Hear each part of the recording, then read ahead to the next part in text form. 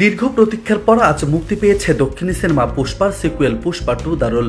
এখন ভারত জুড়ে বইছে পুষ্পার ঝড়। তবে মুক্তির মাত্র কয়েক ঘন্টার মধ্যে অনলাইনে এই সিনেমার সম্পূর্ণ এইচডি ভার্সনে ফাঁস হয়েছে। ইন্ডিয়া টুডের সংবাদে এমনটাই জানা গেছে।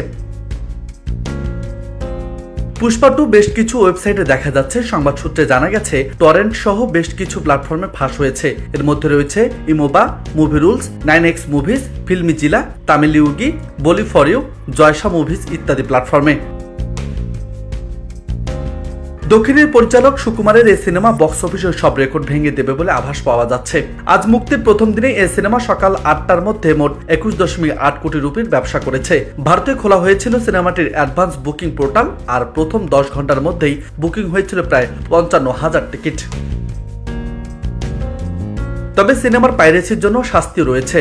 ভারতে 1952 সালে সিনেমাটোগ্রাফি আইনে 2013 সালে সিনেমার পাইরেসি সংক্রান্ত কিছু নিয়মের পরিবর্তন আনা হয়। ভারতের সেন্সর বোর্ড অব ফিল্ম সার্টিফিকেশনও এই আইনের উপরে কাজ করে থাকে। এই আইন অনুসারে পাইরেসির সঙ্গে যুক্ত কাউকে রেহাই দেওয়া হবে না। পাইরেসির অপরাধে কেউ দোষী প্রমাণিত হলে 3 লাখ টাকা জরিমানা ধার্য করা হবে তার উপর, এবং সব সিনেমা নির্মাণের খরচের 5% সেই ব্যক্তিকে জরিমানা দিতে হবে। নিউজ ডেস্ক, বার্তা 24।